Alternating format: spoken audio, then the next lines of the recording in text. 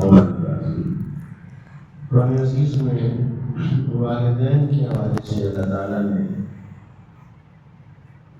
بیان فرمایا ہے اما یبلغن عندک الکبر، کوئی تفصیل بیان کی کہ اگر تمہاری زندگی میں تمہارے دونوں ماں اور باپ یا ان میں سے ایک بڑھاپے کو پہنچ جائے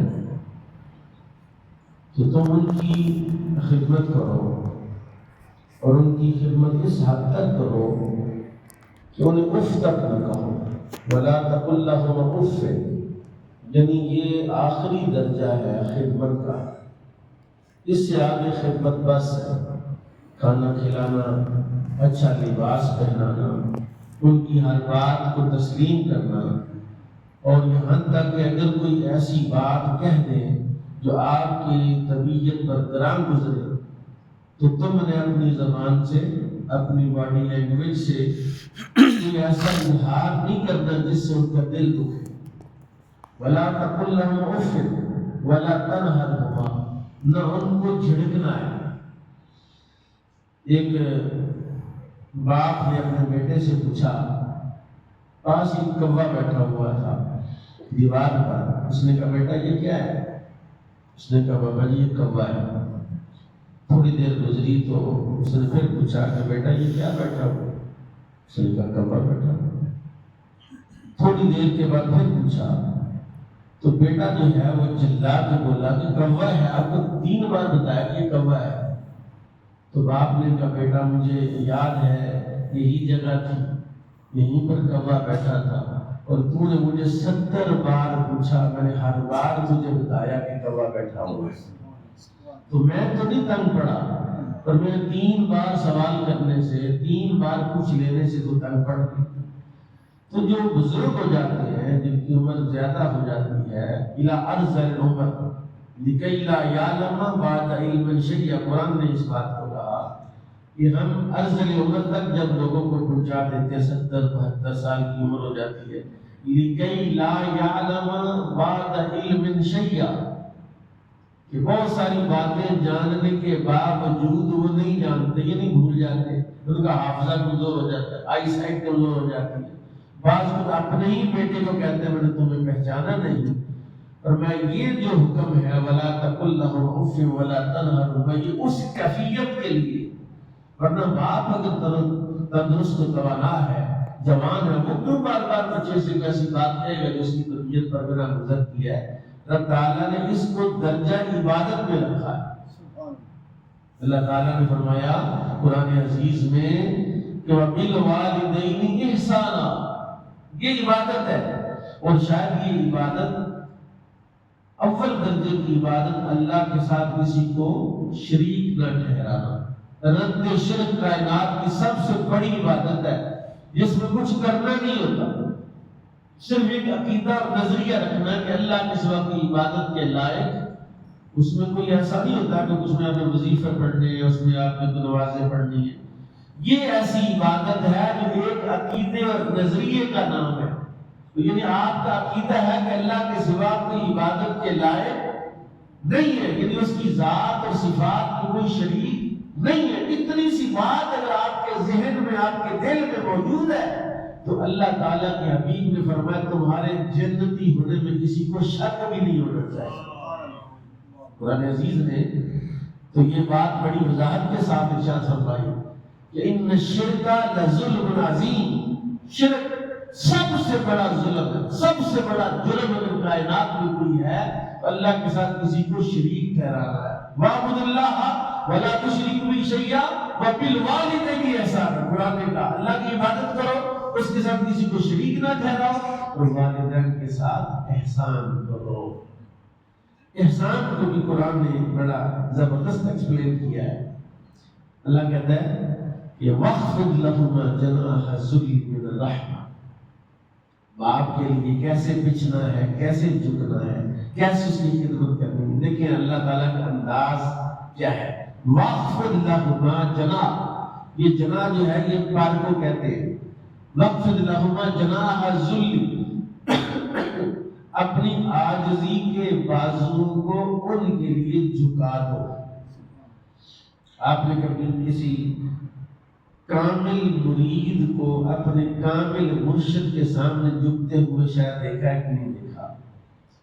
کامل استاذ ہو، شیخ الحدیث ہو، شیخ القرآن ہو، اپنے فن کا ماہر ہو، صرف جانتا ہو، نحو جانتا ہو، بلاغت جانتا ہو، اصول فقہ تفسیر اصول حدیث جانتا ہو، وہ جب اپنے استاذ کو پڑھاتا ہے تو استاد شاگرد کے دل میں اپنے استاد کے لیے جذبہ ہوتا ہے، اور وہ ایسا جذبہ ہوتا ہے کہ وہ شاگرد کی خواہش میں اپنا آپ بچھا دوں اپنے استاد کے سامنے۔ اسی طرح مرشد اور شیخ کے لیے لوگ جھکتے ہیں، بس جھکتے ہیں کہ یعنی جہاں تک بس چلتا پاؤں تک کا بوسہ لیتے ہیں۔ فرمایا کائنات میں اگر سب سے زیادہ جھکنے کے لائق کوئی ہستی شخصیت ہے تو وہ والدہ ہے۔ وَاخْفِضْ لَهُمَا جَنَاحَ الذُّلِّ مِنَ الرَّحْمَةِ رحمت کا ایک تو ذلت کا لفظ، یہ ذل سے مراد ذلت ہے، یعنی ذل کا معنی کیا ہے کہ آپ کی اپنے باپ کے سامنے کوئی عزت نہیں۔ کبھی آپ نے دیکھا ہے کہ آپ کو عالی شان لباس پہنا ہو، آپ نے کو 7-10 ہزار روپیہ سلائی کا ہی دیا ہو، 70-80 ہزار کا سوٹ ہو، اور آپ کو کوئی بندہ بازار میں کہے ذرا میرے سامنے جھکے، آپ کا ایک فر ہے، آپ بڑی سی گاڑی فارچونر سے اترے، کیا سپورٹے سے اترے، کسی کے سامنے جھکیں۔ لیکن سنو عقیدہ کیا ہے، جب آپ وضو کر کے مسجد میں مصلی پر کھڑے ہوتے ہیں تو آپ اپنی پیشانی کو کہاں رکھتے ہیں؟ آپ کو یہ بتایا گیا، تربیت کی گئی کہ جناب یہ جو سجدہ ہے کائنات کی سب سے بہترین عبادت ہے۔ ہم اپنی ساری عزتوں کو اپنے رب کے سامنے جھکا دیتے ہیں، رب کے سامنے اس کو نیچے زمین پر رکھ دیتے ہیں۔ اسی طرح باپ ہو یا ماں ہو، اس کے سامنے عزت کا کوئی سوال ہی پیدا نہیں ہوتا اور کوئی معنی نہیں ہے عزت کا۔ قرآن کہتا ہے وَاخْفِضْ لَهُمَا جَنَاحَ الذُّلِّ مِنَ الرَّحْمَةِ، اپنی رحمت کے عاجزی کے بازوں کو اگر کہیں پھیلانے کا مقام ہے تو وہ ماں باپ ہے۔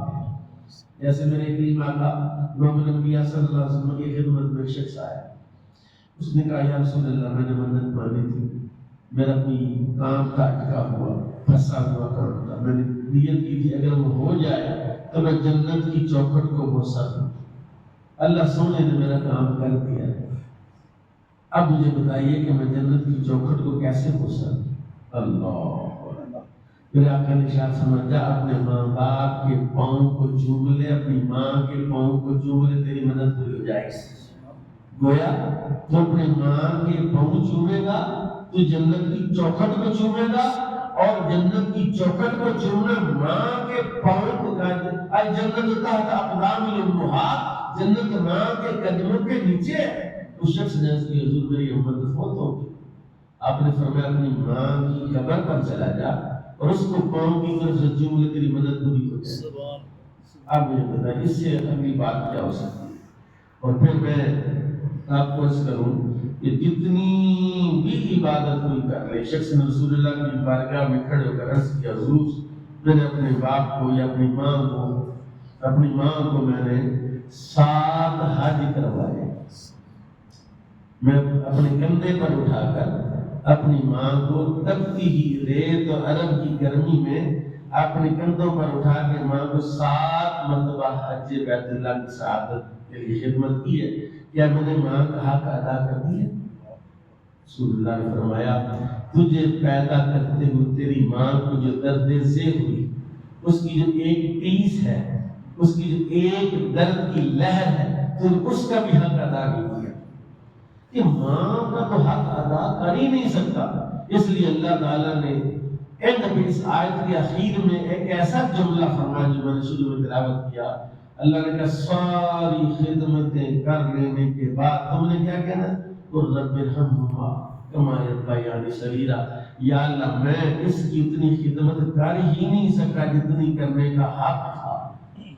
وَمَا قَدَرَ اللَّهَ حَقَّ قَدْرِهِ، اللہ کی قدر کرو، کتنی قدر کرو اللہ کی، اتنی قدر کرو جتنی کی قدر کرنے کا حق ہے، اور اللہ کی قدر کتنی ہو سکتی ہے، کہاں کس درجے پہ اللہ کی قدر ہو سکتی ہے؟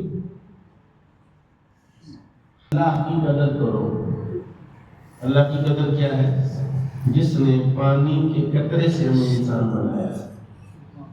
آپ جانتے ہیں ابھی بارشوں کا موسم ہے، آپ کھیتوں میں جائیں، کھلیانوں میں جائیں تو جو پرانے سے پرانا بیج کہیں زمین میں پڑا ہوا تھا، نمی اور حرارت کی وجہ سے وہ بھی نکل پڑا ہے، وہ بھی زندہ ہو گیا ہے۔ مردہ زمینیں زندہ ہو گئی ہیں، جو بالکل چٹیل میدان تھے سبزہ ختم ہو گیا تھا، اب سرسبز اور شاداب ہو گئی ہیں، لہلہا رہی فصلیں وہاں پر۔ فرمایا اس اللہ نے اس بیج کو بھی زندگی دی ہے، اس کو بھی اللہ نے پیدا کیا ہے، لیکن اس کی قدر اس حد تک کرو کہ تمہیں اللہ نے بیج نہیں بنایا، حضرت انسان بنایا، رسول اللہ کا امتی بنایا ہے، تمہیں مومن بنایا ہے، تمہیں رسول اللہ کا عاشق بنایا ہے، تمہیں خوش عقیدہ بنایا ہے، تو تم اللہ کا تو حق ادا ہی نہیں کر سکتے، تو جس طرح تم اللہ کا حق نہیں ادا کر سکتے، بالکل اسی طرح فرمایا وَقُلْ رَبِّ ارْحَمْهُمَا كَمَا رَبَّيَانِي صَغِيرًا، یا اللہ میں نے ماں کی خدمت کی، باپ کی خدمت کی، جس حد تک ہو سکی کر سکا، لیکن میں کر نہیں سکا، اب تو ان پر اس طرح رحم فرما جس طرح انہوں نے بچپن میں مجھ پر رحم فرمایا۔ اور اس میں ایک لفظ ہے، میں اس کی وضاحت کر کے بات ختم کرتا ہوں۔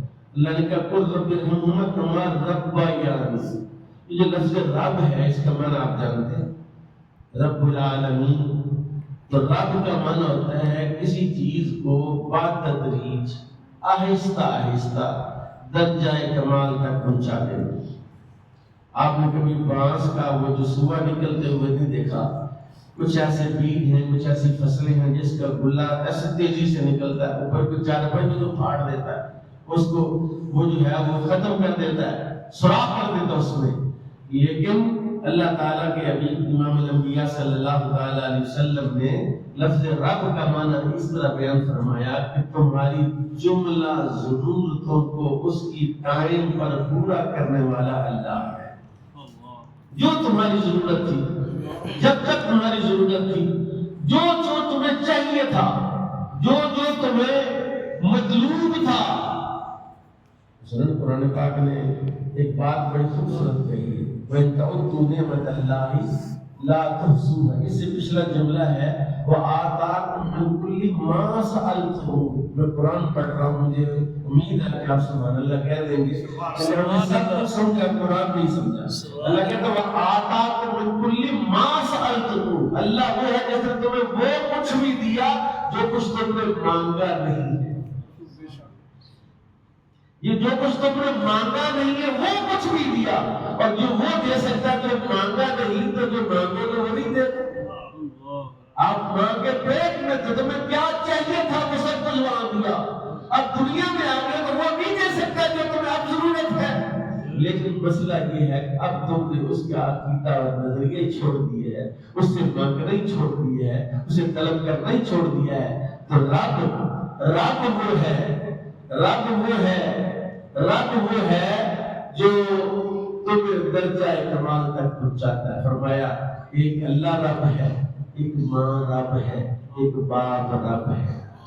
رب ارحمہما کما ربیانی صغیرا، یا اللہ میں نہیں خدمت کر سکا، تو مہربانی فرما۔ جس دن میں پیدا ہوا تھا نہ میں ہل سکتا تھا، نہ میں پکڑ سکتا تھا، نہ میں بول سکتا، تب میری ماں میری زبان کو جانتی تھی، اسے پتہ چل جاتا تھا میرے پیٹ میں درد ہے، اسے پتہ چل جاتا مجھے بھوک ہے۔ جس طرح بچپن میں وہ میرے ساتھ مہربانی کرتی رہی، اس طرح تو میرے ماں باپ پر مہربانی فرما۔ تو میرے بھائیو دوستو، حضرت پیر صاحب قبلہ تشریف لائے ہیں، اور صاحبزادہ صاحب سید ظہور حسین شاہ صاحب تشریف لائے ہیں، محفوظ شاہ صاحب تشریف لائے ہیں۔ ہمارے لیے اعزاز کی بات ہے کہ سادات کرام علی پور شریف سے اتنی بزرگ شخصیت، اتنی جس کو کہتے ہیں نا یادگار اسلاف، بزرگوں کی پرانی جو باپیوں کی عزت پتہ کیوں کرتے ہیں؟ باپوں کی عزت اس لیے بھی کی جاتی ہے کہ انہوں نے اچھوں کو دیکھا ہوا ہے، ان کی نظروں نے ان کو دیکھا ہوا ہے جو بڑے لوگ تھے، اس وجہ سے بھی تو یہ ہمارے لیے بقیت سلف ہے۔ سید ظہور حسین شاہ صاحب، تو آپ کی تشریف آوری ہمارے لیے ساتھ افتخار ہے۔ تو میں اپنی بات اسی بات پر ختم کرتا ہوں کہ کائنات میں آپ جتنی بھی ڈگریاں حاصل کر لیں، جو بھی کر لیں، ماں باپ سے بڑی ڈگری، ماں باپ سے بڑا کوئی نہیں ہو سکتا۔ بندہ جو بھی بن جائے چھوٹا ہے، ماں باپ بڑے ہیں، اللہ تعالیٰ نے اس بات کو سمجھنے کی توفیق نصیب فرمائے۔